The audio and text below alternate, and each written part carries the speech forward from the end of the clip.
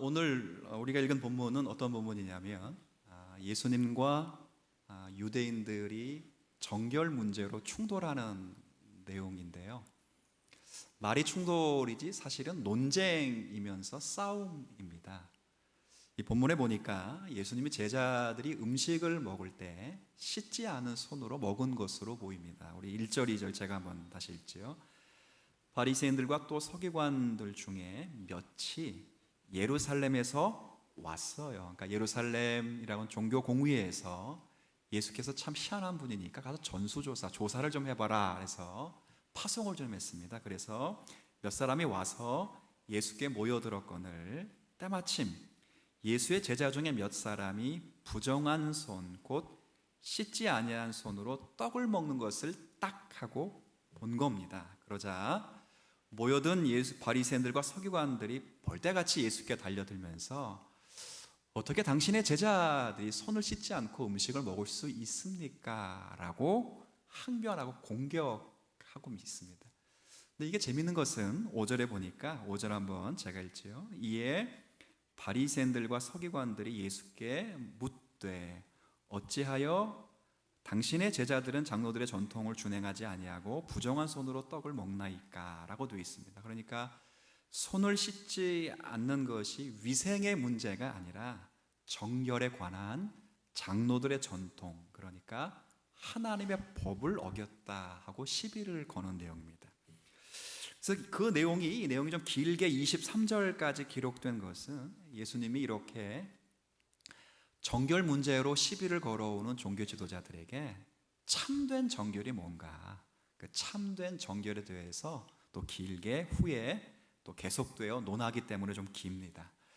오늘은 그 가운데 우리가 이 전체의 내용 중에서 전통을 들먹이며 또 예수님을 공격한 저들의 잘못이 무엇인지를 살펴보고 그 잘못이 우리의 삶과 예배 속에서 혹시 구현되고 재현되는 것은 아닌가 좀 생각하면서 교훈을 좀 얻고자 합니다.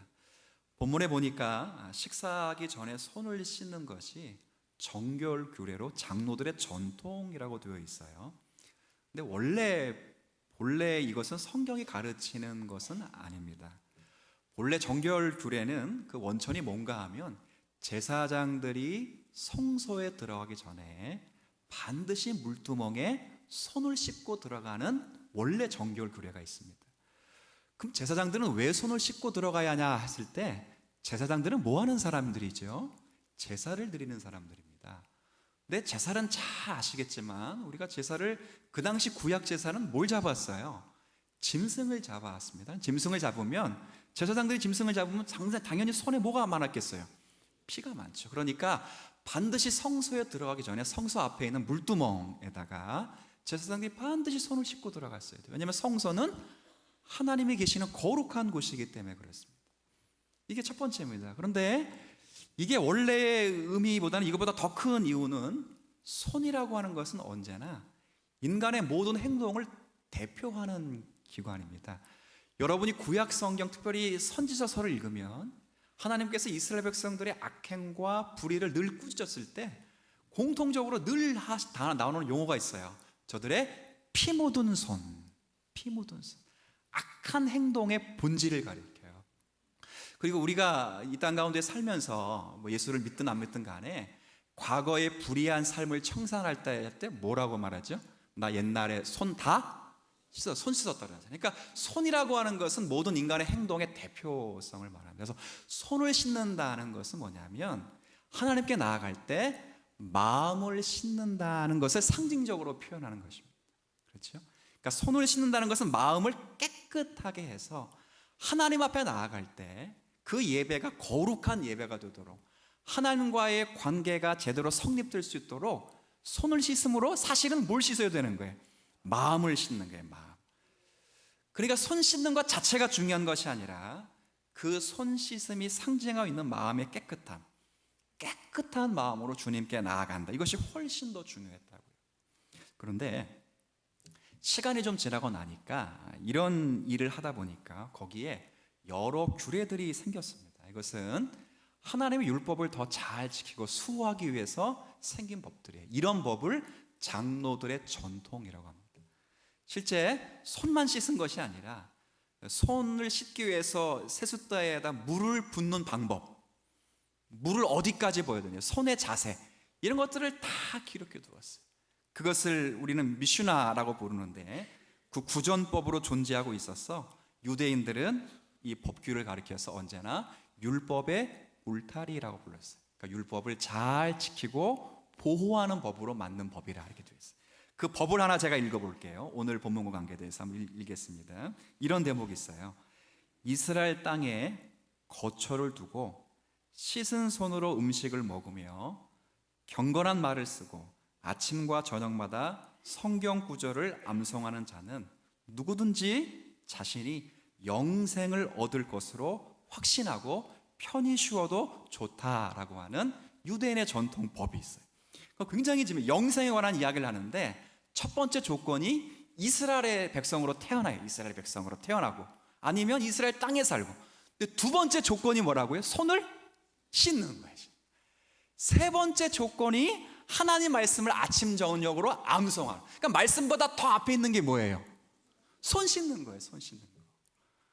그러니까 예수님과 예수님의 제자들이 손을 안 씻는 것이 단순히 그냥 손을 안 씻어서 기분 나쁜 게 아니라 영생과 구원과 관계돼서 심각한 범죄를 저질렀다고 저들은 생각을 하는 거예요. 그래서 예수님께 나와서 벌떼같이 나와서 덤빈 겁니다. 여기에 예수님이 답변하신 게 오늘 내용. 예수님은 뭐라 말씀하시냐면 장로들의 전통을 어긴 것은 인정하세요. 인정을 하셔요.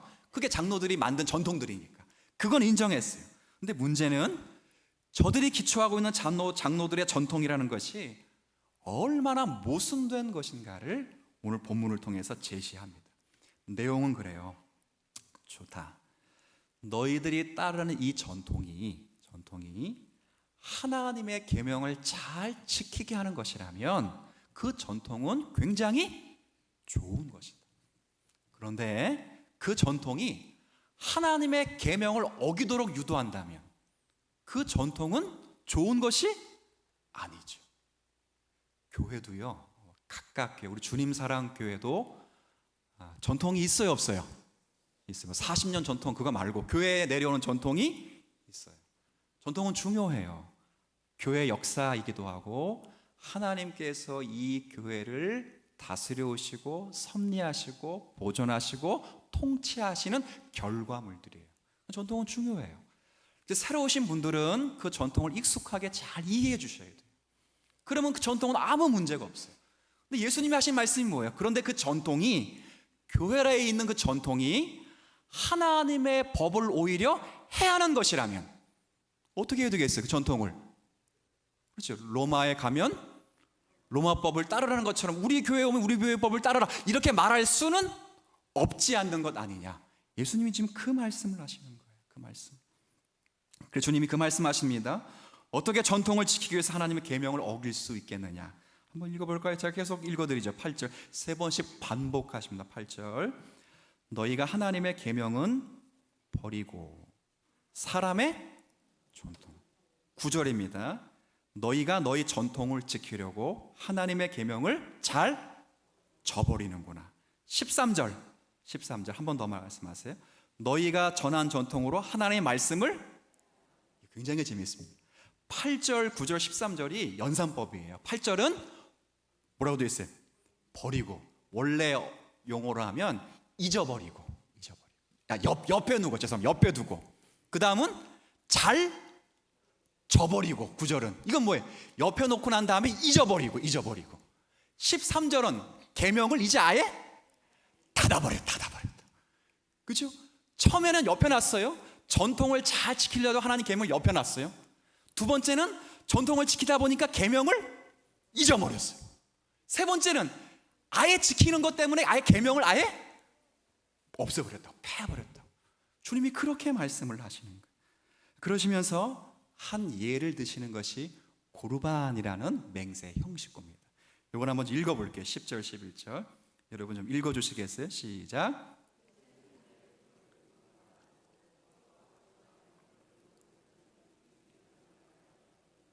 너희는 이르되 사람이 아버지에게나 말하기를 내가 드려 유익하게 할 것이 고르반 곧 하나님께 드림이 되었다고 하기만 하면 그만이라 하고 여기까지겠습니다. 예수님이 장로들의 전통으로 인해서 하나님의 계명을 폐하게 된 것을 예로 든 것이 고르반이라고 하는 맹세 형식구예요. 이 고르반, 우리 이제 여기서 나온 표현대로 10절 말씀을 보면 유대인들이 부모를 공경하라는 계명을 너무도 잘 알고 있대요. 그리고 이 부모 공경을 어길 때 하나님께서 엄중한 벌을 내리시는 것도 유대인들이 너무 잘 알고 있대요. 중요한 계명이라는 걸 너무 잘 알고 있어요. 그래서 중요한 계명이기 때문에 그 부모 계명을 잘하기 위해서 만든 제도가, 장로들의 전통으로 만든 제도가 무슨 제도라고요? 고르반이라는 제도. 고르반. 이 말은 하나님께 드림이 되었다란 말이에요. 그러니까 하나님께 드리면서 부모를 기쁘시게 하는 거예요. 부모가 자녀들의 신앙을 기뻐하도록 하는 거예요. 예를 하나 들어볼게요. 수년 전에 한 권사님이 제 사무실에 찾아왔어요. 목사님 기뻐해 주세요. 제 자식놈이 글쎄 11조를 처음으로 드렸어요. 여러분들 아까우세요? 왜 표정들이? 너무 기뻐가지고 목사님 기뻐해 주세요. 그렇죠? 그 친구가 누구한테 드렸죠? 11조는? 부모님께 드린 게 아니에요. 근데 부모님은 너무 기뻐해요. 목사님 기뻐해 주세요. 우리 아들이 11조를 바쳤어요. 11조를 글쎄. 부모님을 기쁘게 하기 위해서 고르반이라는 제도를 만들었어요. 이런 제도를 만들었어요. 그래서 하나님을 전적으로 의지하는 마음을 물질로 표현한 제도를 만들어서, 문제는 이 제도를 오히려 악용해서 부모를 경제적으로 부양하는 책임을 면제받고 있다는 거예요. 제가 예를 하나 들어볼게요. 포도밭이 있다고 생각하십시다. 열심히 벌어서 포도밭을 아들이 만들어 놓고 이 포도밭에서 나는 소출을 가지고 계명 5계명을 따지면 누구를 공양해야 돼요? 부모를 공양해요. 그런데 우리 먹을 것도 별로 없고 부모를 보니까 너무 쌩쌩해. 저 양반 왜 이렇게 안 돌아가시는가, 그런 생각이 들어. 그래가지고 그 포도밭을 하나님께 어떻게 했다고요? 고르반에서 고르반. 그러면 하나님께 드린 거기 때문에 누구 건 아니에요? 부모님 건 아니죠. 부모님께 안 드려도 돼요. 여러분, 그 권사님이 제가 찾아와서 목사님 우리 아들이 11조를 드렸어요, 다시 주세요, 이러고 왔어요? 아니에요. 너무 기뻐서. 그래서 하나님께 드렸어요. 근데 문제는 드리라고 서약은 했는데 실제 드리는 것은 정해놓지 않는 거예요. 그럼 언제 실제 드리면 돼요? 자기 죽을 때. 그렇죠? 드린다고 약속해놓고 실제 드리지는 않았어. 드린다고 약속했기 때문에 그건 누구 거예요? 하나님 거지. 실제 드리는 건 언제 지 맘이야. 그러니까 자기가 죽을 때 주면 돼, 하나님께. 그죠? 제사장 그때 바치면 돼. 그러니까 그걸로 인해서 부모 공경을 하지 않으면서도 하나님의 계명을 지킨다고 생각하는 그들에게 하나님이 예수님이 정죄하신다고요. 많은 사람들이 그 서약을 빌미로 부모 공양의 책임을 면하고 혼자 잘 먹고 잘 사는 일이 일어나고 있지 않느냐. 부모 공경을 위한 전통이 오히려 부모 공경이라는 하나님의 계명을 피하는 결과를 가져오는 것도 모르고 있느냐 꾸짖고 계신다. 예수님께서는 하나님의 계명을 이처럼 무효로 만드는 전통이라는 것이 아무런 권위가 없다는 것을 이사야 성경 29장 말씀으로 인용하십니다. 오늘 우리가 가진 성경은 6절과 7절입니다. 같이 한번 제가 읽겠습니다. 이르시되 이사야가 너희 외식하는 자에 대해 잘 예언하였도다. 기록하였으되, 함께 읽습니다. 이 백성이 입술로는 나를 공경하되 마음은 내게서 멀도다. 사람의 계명으로 교훈을 삼아 가르치니 나를 헛되이 경배하는. 그러니까 주님께서는 뭐라 말씀하시냐면 율법을 지키는 것은 단지 행위의 문제가 아니라 마음의 문제라는 거예요. 마음의 문제. 사람을 더럽게 하는 것이 음식이 아니라 마음의 문제네. 음식은 배로만 들어가지 마음으로 들어가지는 않아요. 음식이 사람을 더럽게 하거나 사람을 이렇게 괴롭히는 게 아니라 마음이 그렇게 한다는 거예요. 그래서 마음이 하나님께 떠나 있으니 하나님을 주로 모시고 섬길 수가 없다는 거예요. 저들이 아무리 신앙의 행동을 하더라도, 저들이 아무리 종교적 의식을 하더라도 마음이 하나님을 진짜 공경하는 마음이 없으면 그건 전부 자기 만족이고 자기 편이라는 거예요. 자기 편이며 자기 만족인데 저들은 뭐라고 박박 우기고 있다고요? 신앙이라고 우기고 있다고. 주님이 지금 그걸 이야기해요. 그걸. 오늘 제가 여러분들에게 좀 목소리를 높이면서 호소하고 싶은 것은, 제가 이 말씀을 읽다가 정말 중요한 교훈 하나를 깨달았어요. 뭐냐면 신앙생활을 하면서 만나는 가장 큰 함정, 위험 가운데 하나가 자기의 편의, 자기의 만족을 위해서 하면서 마치 신앙으로 하는 것처럼 착각하거나 위장하는 거예요. 위장. 제가 어려울 것 같으니까 예를 하나 들어볼게요. 제가 아는 목사님이 교회를 개척해 했어요. 오래전에. 이 목사님이 그런데 기도를 굉장히 강조하시고 기도를 잘 하셔요. 그래서 교회 목사님이 개척하실 때 기도 멤버가 있어요. 원래부터 수십 명의 기도 멤버가 있어요. 삼각산, 갈매산 기도 멤버도 있어서 교회를 같이 개척했어요. 그리고 나서 한 10여 년 되니까 기도하시는 분이 더 많이 모여가지고 그 교회는 기도 파워가 대단해요. 교회에 많은 분들이 부흥을 했어요. 그런데 10여 년쯤 될 때 교회에 큰 문제가 생겼어요. 자, 기도 때문에 모인 교회예요. 뭐 때문에 문제가 생겼을까요? 기도 때문에 문제가 생겼어요. 왜 그런 문제가 생겼냐면 기도를 다 강조하시는 분들이 모였으니까 좋다. 그러면 내가 정말 간절히 기도하는 건 언제 기도해야 하나님이 들어주시는가? 언제? 그러니까 간절한 기도가 뭐가 맞는가? 그래서 한 판은 새벽에 기도해야 된다. 한 판은 언제? 아니, 금요가 아니라 그렇죠. 밤에 철야로 기도해야 된다는 철야. 그러니까 새벽에 기도해야 된다는 사람들은 성경 말씀을 새벽에 하나님이 도우신다는 말씀을 인용하는 거예요. 그러면서 잘 보세요. 구약의 모든 족장들도 역사는 전부 언제 일어났다고요? 밤만 하시면 돼요. 새벽에만 하시면 돼. 여리고성 언제 무너졌어요? 예수님이 언제 부활했어요? 봐라, 새벽이다. 새벽에 전부 새벽파가 있어요. 새벽파. 근데 반면에 무슨 파가 있다고요? 철야파가. 무슨 소리냐? 새벽보다 더 중요한 건 잠을 어겨가면서도 예수님이 땀방울이 핏방울이 될 때 뭐 했지요? 철야했죠. 철야했다. 정말 시편을 읽어봐라. 침상에서 눈물의 기도 때문에 잠이 오진다고 다 이야기했다. 기도는 새벽 기도보다 어느 기도가 더 간절하다고요? 막 싸운 거예요. 10년 됐는데 목사님이 그래도 기분 좋았어. 왜? 그래도 더 뭐 하려고 싸운다고요? 기도하려고. 자세히 보니까 목사님이 시험 들었어. 새벽을 강조하는 분은 가만 보니까 초저녁점이 잠이 많은 사람들이고, 철야를 주는 사람은 올빼미족이라 아침엔 때려 죽어도 못 일어난 사람들이야. 진짜 그런 목사님 시험. 목사님이 저한테 그렇게 말했어요. 이런 싸가지 없는 것들, 이것들이 차라리 전 초저녁점이 많아요. 그러니 새벽에 기도하는 게 편해요. 그래서 새벽에 기도하는 게 좋습니다 라고 말하면 되지. 뭐 그게 신앙인 것처럼, 하나님의 뜻인 것처럼 성경 구절을 주구절절 외워서 지의 편의, 지 만족이면서 마치 그것이 하나님의 법이냐 그렇게 말하냐 그 말이에요. 지금 뭘 말씀드리는지 아시겠어요? 지금도 모르시면 나가세요. 제가 답답해서 못해. 좀 저도 더워요. 지금 오늘 에어컨 뭐가 망가졌는데 제가 사실 더워 죽겠어요. 지금.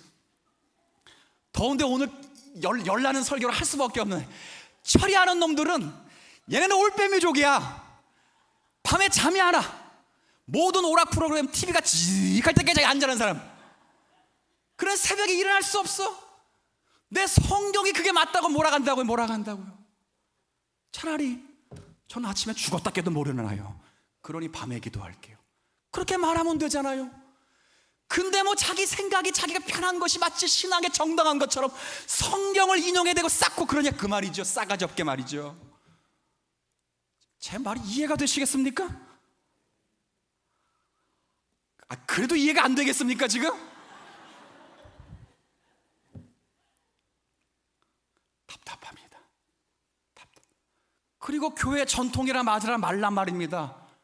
그리고 장로들의 전통이라 말하지 말라. 주님이 말씀하신 그것입니다. 이해되시겠습니까? 아무런 소용이 없다 그 말이죠. 그렇죠? 오늘 주님이 지적하시는 것이 그겁니다. 자신의 편의를 위해서 논쟁을 벌이고 있으면서도 그것이 신앙이라고 떠들어대고 있어요. 주님 뭐라 말씀해요? 그건 성경을 버리는 것이다. 신앙이 아니다. 위선이다. 성경을 패하는 것이다. 그렇죠? 13절 읽었잖아요.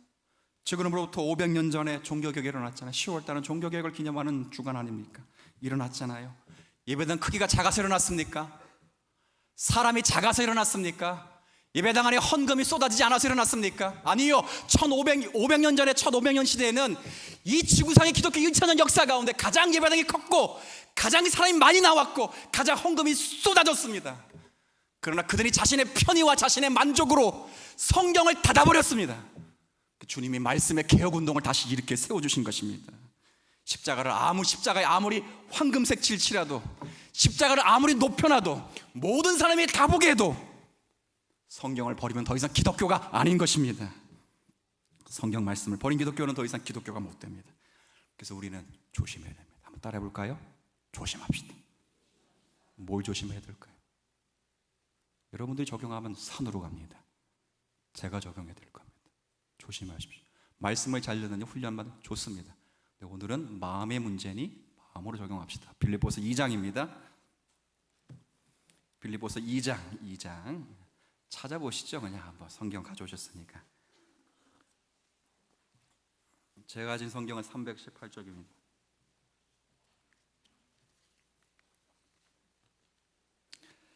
빌립보서 2장 1절 말씀인데요. 318쪽에 있습니다. 빌립보서 2장 1절 우리 함께 읽겠습니다. 그러므로 그리스도 안에 무슨 권면이나 사랑의 무슨 위로나 성령의 무슨 교제나 긍휼과 자비가 있거든 뭐라고요? 아니요. 있거든 아까 똑같이 했잖아요. 따라 했잖아요. 있거든 조심하라고요. 바울이 그 말하는 거 조심하라고요. 제가 1절 다시 읽을 테니까 여러분 뒷말하면 됩니다. 그러므로 그리스도 안에 무슨 권면이나 사랑의 무슨 위로나 성령의 무슨 교제나 긍휼이 자비가 있거든 조심하라고요. 여러분 이걸 왜 조심해야 됩니까? 이런 마음 든 것 자체가 귀한 것 아닙니까? 저 사람 좀 권면해주고 싶다. 저 사람 우리 좀 기도해주고 싶다. 저 사람 좀 구제해주고 싶다. 차라리 그런 마음 가지라고 제가 권면을 해드려야 되는 게 맞지 않습니까? 근데 왜 바울은 조심하라고요? 뭘 조심하라고요? 마음을 조심하랍니다. 그렇죠? 편하다고 하지 말랍니다. 저 사람을 구제하거나 저 사람을 책망하고 꾸중하는 게 내가 편하기 때문에 하지 말라 그 말입니다. 이해되시겠습니까? 베푸는 입장에서 그래도 내가 너보다는 좀 낫다는 마음으로 자기의 편리함, 편함, 우월감으로 접근하지 말랍니다. 그것보다 더 중요한 게 뭐라고요? 2절 3절 겸손하라, 남을 낮게 여겨라, 사랑하라. 근데 2절 마지막에 뭐라고 되어 있습니까? 좀 해주세요. 2절 마지막에 뭐라고요? 개난이나 다를 게 없다는 말입니다. 조심하라고요. 베푸는 입장이라고 자기는 하나님 앞에 합격정을 받았고 아직 못 받았으니 그런 마음 갖지 말라고요. 베푸는 자나 베품을 받는 자나 다 한 마음이라고요. 똑같다고요. 배를 타고 큰 바다를 향해 합니다. 배가 바다 가운데 난파를 당했어요. 물에 다 빠졌습니다. 구명투부에 목을 걸고 오늘이나 내일이나 죽을까 기다리다가 지나가는 배에 의해서 발견해 주어서 여러 명이 구원을 받았습니다. 그런데 많은 상당수 사람들이 흩어져서 구조를 받지 못했습니다.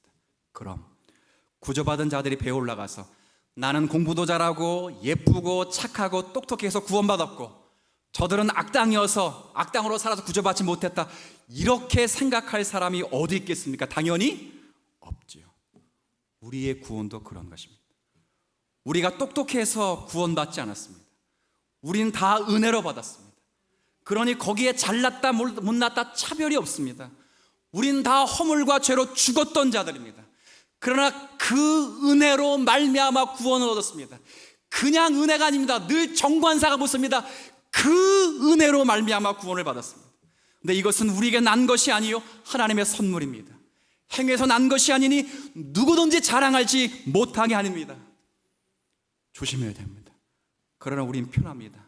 난 목사고, 난 장로고, 난 권사입니다. 그래서 지금까지 신앙의 경륜 속에서 하나님께서 은혜로 허락하신 결과물이 누적되어 있는 사람입니다.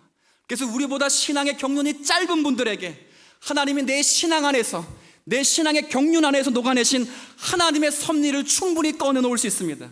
그를 위해 기도할 수 있고, 그를 위해 권면할 수 있고, 그래서 충고할 수 있고, 혼낼 수 있고, 그 앞에 간증할 수 있습니다. 그러나 조심해야 됩니다. 전부 은혜입니다. 이것을 놓치면 오늘의 본문 앞에 실패하는 것입니다. 이 백성이 입술로는 나를 존경하는데 마음은 내게서 마음이 멀면 모든 종교회계는 편의가 됩니다. 편의가 되면 예수님 말씀처럼 자기 만족이 됩니다. 자기 만족이 되면 예수님 말씀처럼 착각합니다. 그것이 신앙이라고 착각합니다. 주님이 그 말씀을 하시는 것입니다. 주님께서 말씀하시는 것, 그래서 5절입니다. 5절, 빌립보서 2장 5절 읽습니다. 시작. 너희 안에 뭐라고 합니까? 뭐 어렵게, 자 따라합시다. 연습하라. 아까는 뭐 하라고요? 두 번째 뭐 하라고요? 연습하십시오. 편한 것으로 놓아두지 말랍니다. 습관으로 넘어가지 말랍니다. 행동학과의 글을 읽다가 오래전에 한 글이 제 귓가에 잘 전달되어서 메모한 구절이 있습니다. 인간의 삶 가운데, 특별히 하루의 삶 가운데 80%가 습관이랍니다. 제가 그것 읽고 저를 더 알아봤어요. 근데 진짜 80%가 습관이더라고요. 책을 읽을 때도 이게 이제 자세가 틀어지는 게 습관이고, 아내와 가족에게 말하는 것도 가끔 습관이죠. 그렇죠? 제가 이렇게 말하기가 좀 이상해졌는데요. 그런 의미가 아니죠. 정말 그래요. 그렇죠? 그렇다고요. 우린 항상 그렇습니다. 그런데 연습은 습관이 아닙니다. 연습은 참 힘듭니다. 제가 수년 전에 컨디션이 좀 안 좋아서 어느 분의 권유로 헬스장을 등록했어요. 헬스장요. 지하에 내려간 헬스장이 있는데, 헬스장을 난생처럼 저렇게 등록해서 헬스를 하다 보니까 옆에 있는 남성 코치가 가르쳐 주는 거예요. 하루 잘 가르쳐 주더니 저한테 회원님, 선생님 계속 하실 생각 있으세요? 또 가르쳐 준다니까 좋다고 가르쳐 주시라고요. 나중에 알고 보니 공짜는 없더라고요. 그래서 낚인 거죠. 제가 아주 얼마나 말을 잘하는지 몰라요.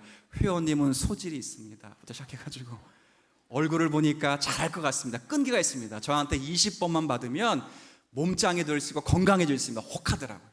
물어봤어요. 얼마냐 그랬더니 회원님에 가면 특별하게 제가 싸게 해드리겠습니다. 70만 원에, 아내에게 말도 못하고 20회를 70만 원에 끊었어요. 그래도 요 설교하기 직전에 얘기해서 이미 맞고 왔어요, 나한테는. 그러니까 괜찮아요. 이거 지금 얘기한다고 괜찮아. 말도 못하고 했어. 끊었다고. 근데 나중에 알고 보니까 다 회원들이 20만 원, 20회 70만 원 하더라고. 나는 깎아준 게 아니더라고. 근데 연습을 하는데, 매일 하는데 일주일에 2번씩 해요. 2번 내가 연습하고. 근데 할 때마다 그분이 근육에 스크래치를 내래. 스크래치 흠집을 내라는 거예요. 그래서 칼로 긁으라는 거. 그게 아니고 열심히 해서 스크래치를 내래. 스크래치를. 제가 20회 석 달을 그렇게 했어요. 제가 딱 한 번 아내에게만 싹 보여줬는데 얼마요?